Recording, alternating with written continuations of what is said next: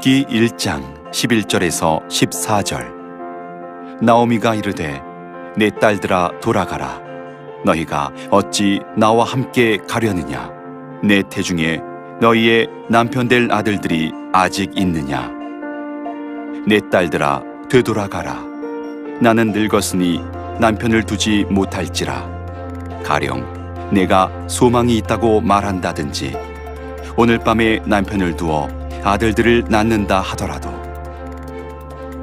너희가 어찌 그들이 자라기를 기다리겠으며 어찌 남편 없이 지내겠다고 결심하겠느냐? 내 딸들아 그렇지 아니하니라. 여호와의 손이 나를 치셨으므로 나는 너희로 말미암아 더욱 마음이 아프도다 하매 그들이 소리를 높여 다시 울더니 오르바는 그의 시어머니에게 입맞추되 룻은 그를 붙쫓았더라.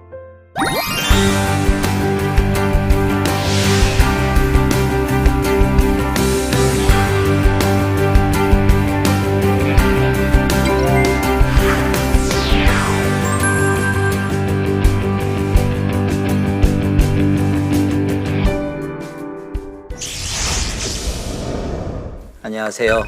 남성교회 김명국 목사입니다. 지난주에 이어서 룻의 가정이 이제 예루살렘으로 베들레헴으로 돌아오는 과정을 잘 소개하고 있습니다. 약속의 땅에서의 일어나는 그런 어떤 이야기들이 오늘 우리의 삶에 많이 적용될 수 있기를 바랍니다. 오늘의 포인트는 두 며느리하고 헤어지는 그런 이야기가 우선 중요한 하나의 이야기로 되어 있고요. 또한 두 번째, 나오미와 룻이 돌아올 때 그때 마침 추수 때라는 것이 강조되어 있어서 이것이 암시하고 있는 하나님의 섭리를 또한 우리가 보게 될 겁니다. 마지막으로 나오미가 자기의 심정을 이름을 바꾸는 것으로 어떤 큰 변화를 표현할 때 우리가 좀 우리의 인생에 있어서도 어떻게 우리의 삶에 반응할 것인가 하는 것을 구체적으로 볼 수 있을 것입니다. 두 며느리와 함께 나오미가 대화를 합니다. 첫 번째 대화는 나오미가 두 며느리에게 너희들은 나를 따라오지 말고 너희들 가족과 부족에 그냥 그대로 있는 게 너희들에게 더 안정된 삶을 앞으로 살아갈 수 있지 않겠는가 하는 그런 진심 어린 이야기를 합니다. 그리고 그런 얘기를 하면서 나오미는 그냥 마지못해 하는 게 아니라 진심으로 그동안의 나를 시어머니로 섬겨준 것에 대한 감사도 하고 그들의 앞날을 축복해주는 그런 어떤 시어머니의 모습입니다. 그리고 또한 그 축복하는 내용 중에 하나는 뭐냐면 고정된 안식처를 이제 과부로 살아가니까 힘들 건데 좋은 남편 만나서 고정된 삶을 살아가기를 그렇게 축복하는 정말 따뜻하고 애틋한 그런 정말 고부지간의 특별한 어떤 모습을 표현을 하고 있습니다. 두 번째 대화는 이런 시어머니의 말에 대한 두 며느리의 반응입니다. 며느리들이 울면서 시어머니와 대화를 나눕니다. 나오미에게 있어서는 당연한 귀갓길입니다. 그러나 두 며느리에게 있어서는 이제 어떻게 해야 될 것이냐는 것은 아주 중요한 선택에 잡혀 있습니다. 그걸 다른 말로 표현하면 인생의 분기점이라고 표현할 수 있는 것입니다. 나중에 적용 시간에 좀 더 생각하겠지만 때때로 마치 하늘에서 물이 떨어진 게 두만강으로 흘러가느냐 압록강으로 흘러가느냐가 탁 갈라지는 지점이 있듯이 우리 인생에 있어서의 어떤 선택도 사실은 결과론적으로 보면 엄청난 결과를 가져다주는 그런 어떤 분기점의 만남과 헤어짐의 상황이 있습니다. 이 이야기의 끝을 우리가 이미 지난번에 한번 봐서 알겠지만은 나오미를 따라갔던 룻은 나중에 다윗 왕의 할머니가 되고 첫 번째 이 다른 우리 며느리는 특별히 비난받을 만한 것은 아니었지만 이 오르바는 그런 축복과 비교해 보면은 참 안타까운 그런 모습으로 된다는 것입니다. 그러나 분명하게 자기를 따라오려면은 어떤 상황이 벌어질 것이는 것에 대하여서 어떤 뭘 믿음으로 강요하는 게 아니고 현실적인 상황을 나오미가 잘 설명하고 있다는 것이 또 재밌습니다. 왜냐하면 이거는 강요된 선택이 아니라는 것을 드러내기 위한 것입니다. 그래서 며느리들에게 자기를 따라오는 것이 아무런 희망이 없다라는 것을 여러 가지 형태로 설명하면서 특별히 옛날에 결혼을 해서 아이를 낳지 못하면 그 형이나 동생이 대신 낳게 해주는 그럴 이제 아이도 없다 이렇게까지 설명을 하는 모습으로 나오고 있습니다.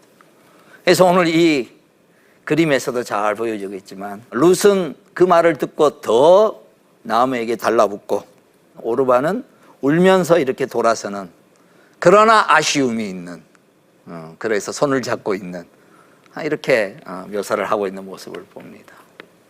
자, 그러면 룻이 나오미의 이야기를 듣고 선택을 했는데 그 선택하는 과정을 통하여서 자기가 이 선택이 왜 이걸 선택했는지에 대해서 얘기하는 장면이 나옵니다.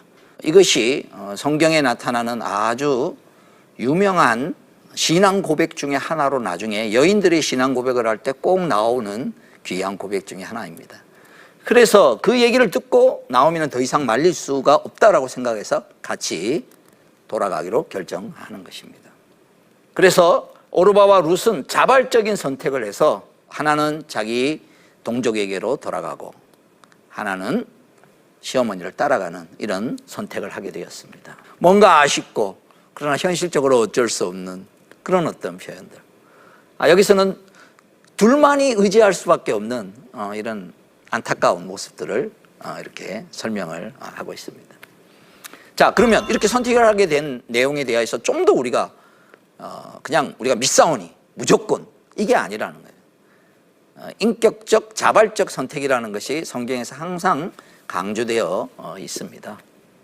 그리고 성경 자체가 오르바가 나오미를 떠나 자기 민족에게 돌아갔다고 해서 성경의 본문에서 오르바가 잘못했다라고 그것을 정죄하고 있지도 않다는 것입니다. 그리고 시어머니인 나오미가 그동안 오르바가 자기에게 자비를 베풀어 주었다라는 것을 잘 설명하고 나오미의 말을 요약해 볼 때 오르바는 뭐 비난을 받을 만한 그런 사람도 아니었고 또 사실은 그런 선택이 아니었다라는 것입니다. 그래서 성경은 표현할 때 결과론적으로 자기는 알지 못했지만 그 밑바닥에 깔려있는 최종적인 내용은 뭐냐? 오르바가 이때 자기 백성에게 돌아감으로써 이제 중요한 성경의 설명입니다. 자기 백성들이 흘러가는 그 흐름 가운데 같이 한 배를 탔다는 거예요. 이게 아주 굉장히 중요해요. 그러니까 동쪽으로 가는 배를 타고 있으면 내가 서쪽으로 걸어가도 동쪽으로 가서 도착하는 겁니다. 그래서 어느 공간과 어느 민족을 따라가는 데 있어서 성경은 결국 오르바는 자기의 신을 선택했다라는 것을 잘 설명을 하고 있습니다. 자, 이것이 이제 룻의 삶의 결과로 자연스럽게 나타나게 됐는데 이런 거를 룻이 그냥 깊이 알았느냐? 그렇지 않은 것 같습니다. 그럼 어떤 과정을 통해서 이런 동쪽으로 가는 배를 타게 되었는가? 그의 삶 가운데 특징으로 잘 나타나는 것이 있습니다. 이게 오늘 우리가 좀 유심히 봐야 할 겁니다. 이런 삶의 실천적인 걸 가지면 동쪽으로 가는 배를 타기가 참 쉽구나. 하나님이 원하시는 방향으로 가는데 이런 거를 하나님이 깊이 사용하시는구나 하는 것입니다. 그거는 다름이 아니라 룻의 삶 속에서 나타나는 긍휼히 여기는 삶의 내용입니다. 룻은 자기를 위한 선택을 한다면은 사실은 자기 민족에게로 가는 것이 훨씬 쉬웠을 겁니다. 그런데 상대를 위해서 그 시어머니를 위해서 내가 좀 손해보는 삶을 자기가 선택을 한 과정을 통하여서 현실적으로 볼 때 누가 누구를 필요로 하냐면 현실적으로 볼 때 룻은 나오미를 필요로 하지 않지만 나오미는 룻을 필요로 하는 상황입니다. 즉 우리가 내가 누군가에게 도움이 되어줄 수도 있지만 그 사람은 나에게 도움이 되지를 않는 순간에 그 사람을 위해서 내가 할 수 있는 것들을 좀 해줄 수 있고 내가 나의 것을 양보하고 나의 것을 긍휼을 베푸는 자비를 베푸는 이런 삶이 드러나고 있는 룻의 아주 중요한 어떤 모습입니다. 두 번째 또 나타나는 게 뭐냐? 긍휼은 반드시 뭐가 뒤따르냐면 희생이 뒤따르게 되어 있습니다. 그냥 생각만의 긍휼이 아니라 실제 내 걸 손해봐야 된다는 거예요. 그래서 헤세드의 특징은 은혜의 특징은 자비의 특징은 그냥 자비가 아니고 자비는 항상 굳이 그렇게까지 안 해도 되는데 베푸는 희생과 사랑이 거기 안에 같이 들어가요. 그러니까 이걸 다른 말로 희생적 사랑이라고 표현을 하는 것입니다. 그래서 위험을 감수해야 하는 롯의 선택입니다. 어떤 위험이냐? 이제 늙은 시어머니를 자기가 복양해야 되는 그런 내용.